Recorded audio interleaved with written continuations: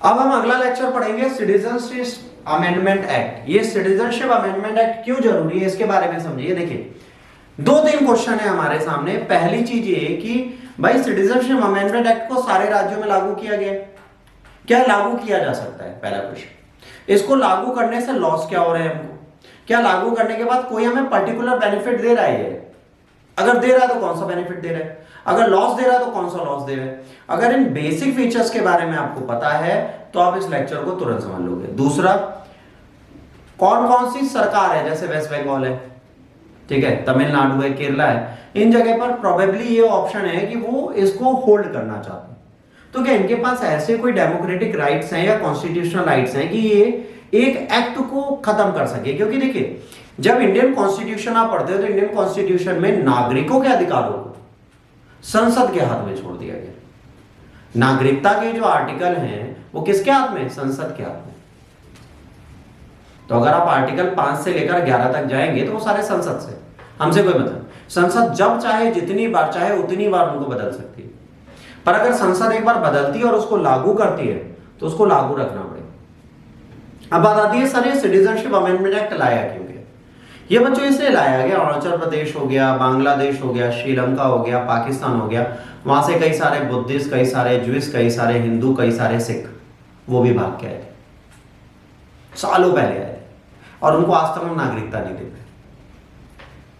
Legal channel से हम नागरिकता नहीं दे। भाई भारत की तरफ जो भाग के आते हैं वो मुसलमान ही नहीं होते, अदर रिलीजन भी होता है। अच्छा, इंडिया में आके उनको नागरिकता कैसे मिलेगी, एक बहुत बड़ा क्वेश्चन है। क्योंकि इस्लामिक राज्य तो बहुत सारे पूरे विश्व में, अगर इस्लामिक और क्रिश्चियन राज्यों की बात करोगे, और बुद्धिस्ट राज्य बहुत है, और अब तो एक ज्यूइश का भी राज्य है। बट अगर अदर रिलीजन्स की बात करो, बाकी जो बचे उनके लिए कोई राज्य नहीं है विश्व में। तो भारत इतनी ईज देने की कोशिश कर रहा है कि जो लोग पहले आ चुके हैं हमारे देश में उनकी नागरिकता मिल जाए। अब दूसरा प्रश्न आता है, सर क्या इससे मुसलमानों को कोई दिक्कत होगी? जो पहले से भारत के नागरिक हैं उनके लिए तो है ही नहीं। पहली चीज दिमाग से में क्या निकालनी है, जो भारत के पहले से नागरिक हैं उनको इससे कोई सरोकार नहीं। बट अगर माइग्रेंट हो, आप 40 साल से इलीगली यहां रह रहे हो तो आपको दिक्कत जरूर हो। अब वेस्ट बंगाल में ममता जी को दिक्कत क्यों होगी? क्योंकि जो बांग्लादेश के इलीगल इमिग्रेंट्स हैं उनको उन्होंने इलीगली अपना वोट बैंक बना रखा। तो अगर वो भागे यहां से, या वो जेल में गए या डिटेंशन कैंप में गए, तो ममता की सरकार गए थे। तो ऐसी कुछ गवर्नमेंट जरूर होंगी जो इसके अगेंस्ट खड़ी होंगी, हम डिनाई नहीं करेंगे। बट जैसे ये लागू किया गया वैसे ही क्या किया गया, पूरे देश में सुरक्षा चौकसी बढ़ा दी गई है। आज police, SSP, SP, IG, DIG, DGP सब सड़कों पे। इसके लागू होने के बाद आपके साथ समस्या ये है कि आप घर को छोड़ के नहीं जा सकते। अब ये देश में नागरिक संशोधन कानून 2019 में आया था और आधिकारिक तौर पे इसका नोटिफिकेशन अब गृह मंत्रालय ने जारी किया है। और देश की राजधानी दिल्ली, उत्तर प्रदेश, असम, इन सब में क्या किया गया, सिक्योरिटी बढ़ा दी गई है। क्यों? ध्यान से देखिएगा। असम में मुस्लिम्स हैं, अच्छी खासी पॉपुलेशन है जो माइग्रेट हो गया है, यूपी के बॉर्डर में भी है, और दिल्ली में तो हमेशा विवाद चलता रहता है। तो ये 3 जगह सुरक्षा चौकसी बढ़ा दी गई है, क्योंकि यहाँ पर हिंसात्मक कदम हुए थे। जब लास्ट टाइम पे सिटीजनशिप अमेंडमेंट बिल आया था तो लखनऊ में पीसफुल प्रोटेस्ट चल रही थी केडी सिंह से, और हजरतगंज में आग लगा दी गई थी। तो यूपी गवर्नमेंट भी इसलिए अवेक है कि भाई साहब भरोसा नहीं है कब आग लगा दे लोग। अच्छा, फिर उनको इंटरव्यू दिया गया, पूछा गया सर सिटीजनशिप अमेंडमेंट बिल है क्या? ये नहीं पता। क्यों आ रहा है? नहीं पता। एक्ट क्या है? नहीं पता। क्यों लड़ रहे हो? नहीं पता। लड़ रहे हैं। तो हमारे देश में प्रोटेस्ट करने वालों को यही नहीं पता हो प्रोटेस्ट कर क्यों रहे हैं, बस प्रोटेस्ट कर रहे हैं। उनको लगता है we are protesting, that is it. बढ़िया तरीका है। दिल्ली में पुलिस सोशल मीडिया पे घोषणा की है कि जो भी संवेदनशील इलाके हैं वहां पर चेकिंग की जा रही है, और सबसे कहा है कि भैया रिक्वेस्ट है आप लोग प्लीज हमारी बात मानिए, इधर उधर ना जाइए। अब सिटीजनशिप एक्ट को केरल और बंगाल क्या रोक सकता है? अब सबसे बड़ी चीज है कि यही दोनों ऐसे हैं, केरल और बंगाल, जो आने वाले टाइम पर इसके खिलाफ खड़े हैं। बाकी हर एक राज्य से पीसफुली फॉलो कर लेगा, ये नहीं करना चाहते। तो अब ये क्यों नहीं करना चाहते? ये संशोधन को देश भर में लागू कर दिया गया। फिर से क्या हुआ है, अब ये दिख रहा है कि पश्चिम बंगाल की सीएम ममता बनर्जी जो है और केरला जो है वो दोनों इनके खिलाफ खड़े हैं। अब क्या इनके खिलाफ जा सकते हैं? तो नहीं जा सकते। इसका सिंपल सी चीज है, राज्य कानूनी तौर पर इसे लागू करने से मना नहीं कर सकता, टाल सकता है। ये कह सकता है कि अगर ये पारित होता है तो सुप्रीम कोर्ट जा सकता है और वहां बता सकता है कि सर ये जो है हमारी मूल भावना और संघवाद के खिलाफ। अगर ये कानून आपकी मूल भावना और संघवाद मतलब देश के नेशनहुड के खिलाफ और आपकी बेसिक फीलिंग के खिलाफ होगा, तब तो आपके खिलाफ ये है। तो इस मूल भावना के लिए तो आप जा सकते, वरना नहीं जा सकते। तो ये कोर्ट जा सकते हैं, कोर्ट में जा सकते हैं। प्रस्ताव आ चुका है इसके खिलाफ, पहले से प्रस्ताव पारित हो चुका है विधानसभा में, सुप्रीम कोर्ट में चुनौती केरल सरकार ने दी है। अब आने वाले टाइम पे क्या होगा बात अलग है। तमिलनाडु के मुख्यमंत्री एम स्टैनली ने कहा प्रधानमंत्री नरेंद्र मोदी राजनीतिक लाभ हासिल करने के प्रयास में सिटीजनशिप अमेंडमेंट एक्ट को अभी लागू कर, और ये कह रहे हैं कि अपने डूबते जहाज को बचाने का प्रयास है। तो देखिए, नागरिकता एक अधिनियम है, एक अधिकार है। इसमें ये नहीं है कि कोई भी सरकार अगर इस टाइम पे उसे लागू कर रही है, इसका मतलब पता है क्या, उसका वोट बैंक गिरेगा बढ़ेगा।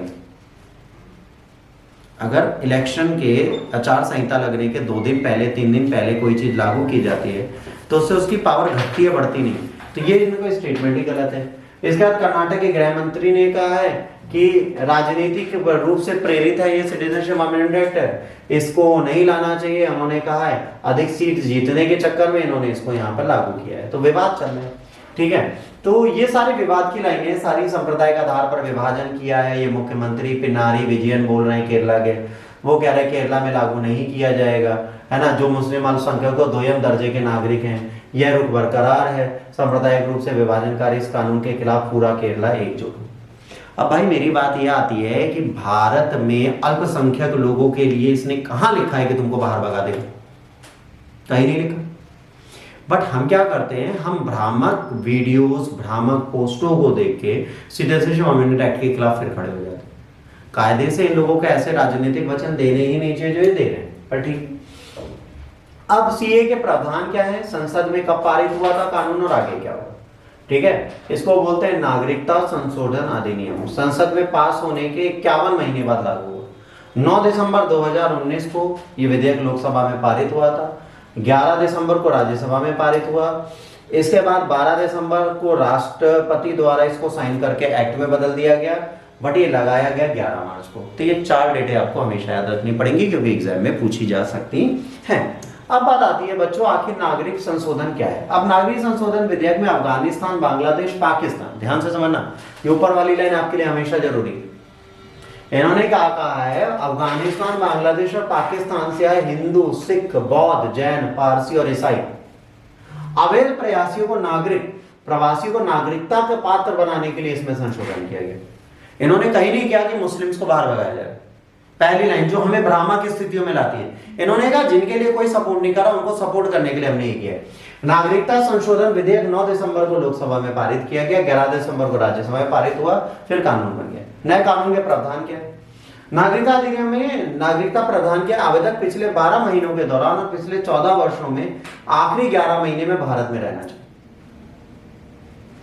अभी लास्ट जो 11 मंथ है उसमें वो भारत में अगर रह रहा होगा तो 6 धर्म, हिंदू, सिख, जैन, बुद्ध, पारसी, ईसाई, ये जरूर ध्यान रखें। सीएए में क्या कहा गया, ये 6 धर्म के लोग और 3 देशों से आए अगर लोग हैं, ठीक है।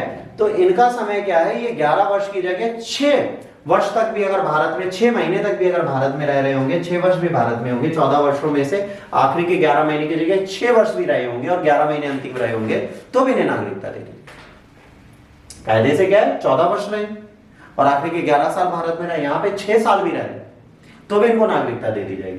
कानून में यह भी प्रावधान है कि किसी भी नियम का उल्लंघन नहीं किया जाएगा। ओवरसीज सिटीजन अगर हैं और इनको हमने नागरिकता दी और अगर ये किसी भी चीज के खिलाफ खड़े होते हैं तो इनकी नागरिकता छीन ली जाएगी, तुरंत इनकी नागरिकता छीन ली जाएगी, यह अधिकार डाला। अब 1955 में ये बताता है कौन भारतीय नागरिकता प्राप्त कर सकता है, किस आधार पर कोई ये नहीं बताता है ना कि भारत में जन्म हुआ तो उसके माता पिता भारतीय और कुछ समय तक देश में रहे, ठीक है। ये सारी चीजें इन्होंने पहले से बताई। बट अवैध प्रवासी भारतीयों की नागरिकता को प्रतिबंधित किया था पहली बार। शुरुआत में कहा जो भारत के मम्मी पापा रहेंगे तब तो ठीक है, पर जो अवैध प्रवासी उनका क्या होगा। तो पासपोर्ट और वीजा जैसे वैध यात्री दस्तावेज के बिना देश में प्रवेश कर सकता है या वैध दस्तावेज का प्रवेश सकता है, लेकिन औसत समय अवधि से अधिक समय तक रहता है तो उसको नागरिकता प्राप्त हो सकती है, पर अवैध रूप से रह रहा होगा। 1946 और पासपोर्ट है ना अधिनियम 1920 के तहत अवैध प्रवासियों को कैद या निर्वासित किया जा सकता है। 1946 से 1920 के अधिनियम में केंद्र सरकार ने भारत के भीतर विदेशियों के प्रवेश, निकास और निवास को विनियमित करने का अधिकार देते हैं। ये अधिनियम क्या कहते हैं? भारत सरकार को, केंद्र सरकार को ये कहते हैं कि इनके अधिकारों को आप बदल सकते हैं, अपडेट कर सकते हैं कि भारत में आके रह सके। 2015 और 2016 में केंद्र सरकार ने अवैध प्रवासियों को कुछ समूहों को 46 और 20 के अधिनियम में छूट देते हुए 2 अधिसूचनाएं जारी की। ये समूह अफगानिस्तान, बांग्लादेश, पाकिस्तान के थे। 31 दिसंबर 2014 को या उससे पहले भारत में आए थे। इसका मतलब अवैध प्रवासियों के इन समूह को निर्वासित नहीं किया जाए।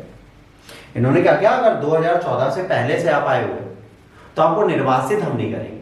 आप अवैध रूप से आए, आपने ना पासपोर्ट लिया ना लीगल परमिशन ली, पर हमारे देश में आ चुके हो तो आपको नागरिकता हम प्रोवाइड करेंगे। क्या गलत सरकार करेगी आप? पर यही है कि हम लोग क्या करते हैं, भ्रामक स्थितियों में फंसते हैं, क्या होगा क्या नहीं। नागरिकता अधिनियम के साथ 3 पड़ोसी देशों के धर्म पर आधारित होकर भारत में आए शरणार्थी, क्योंकि वहां पे अल्पसंख्यक है, वहां अगर वो प्रताड़ित हुए और भारत में आए हैं तो उनको कानून का अधिकार है कि वो नागरिकता पाए। इसलिए हमने ये चीजें की थी। इसके लिए कई सारी गलतफहमियां फैली थी। सीए में किसी भी भारतीय नागरिक की नागरिकता नहीं जाएगी। पहली चीज, हम सब भारतीय हैं, चाहे वो किसी भी धर्म का, किसी रिलीजन के आप हैं भाई साहब, आपकी नागरिकता इस एक्ट के थ्रू नहीं जाएगी, दी जा रही है लोगों को, छीनी नहीं जा रही। पहले ये भ्रामक स्थिति खत्म करें, ठीक। जिन्हें वर्षों तक उत्पीड़न सहना पड़ा और उनके पास भारत को छोड़कर कोई जगह नहीं, उनको हम यहां पर सपोर्ट दे रहे हैं। कोरोना के कारण नागरिकता संशोधन अधिनियम को लागू नहीं किया गया, पर अब हमने लागू कर दिया, ये इन्होंने यहां पर बोला, ठीक है। तो बस इतना इस एक्ट में था। प्रोबेबली आपको यहां पे भी कोई डाउट ना हो। देखिए, सिटीजनशिप अमेंडमेंट एक्ट हमारे लिए बहुत जरूरी है, इसको आपको याद रखना पड़ेगा। और सिटीजनशिप एक्ट के साथ एक और चीज है जो आपको अगर याद रखनी है तो आप रख लीजिए, ठीक है।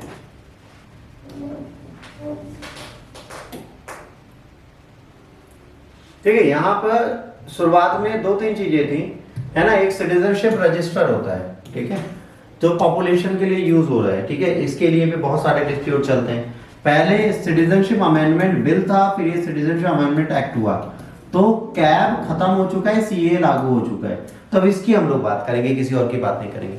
भारत में अगर पीपुल रजिस्टर ऑफ सिटीजन है, पीआरसी है, तो बेटा वो इसलिए बनाया गया था कि आपकी पॉपुलेशन को वो कैलकुलेट करें। तो ये पहले भी चलता था, आज भी चल रहा है, उसके खिलाफ भी आपको नहीं खड़े होने की जरूरत है, ठीक है। पॉपुलेशन की कैलकुलेशन होनी बहुत जरूरी है। अगर आप आईएएस के एस्पिरेंट हैं और आपकी तैयारी है, जनगणना 2011 के बाद अपडेट नहीं हुई है, और अगर ये अपडेट नहीं होगी और अभी अचानक से हो गई तो आप पेपर में तो फेल हो जाओगे। तो इसका अपडेट होना बहुत जरूरी है। तो ये सारी चीजें जो हो रही हैं, ये इसलिए हो रही हैं कि 2024 की जनगणना, जैसे 2024 का इलेक्शन जैसे बीते वैसे हम प्रॉपर जनगणना करा, उस पर्पस के लिए ये चीज की जा रही है। और ये प्रोबेबली आपके लिए फायदा ही करेगी, नुकसान नहीं करेगी। अब आपको कोई डाउट है तो आप पूछो। चलो बच्चों,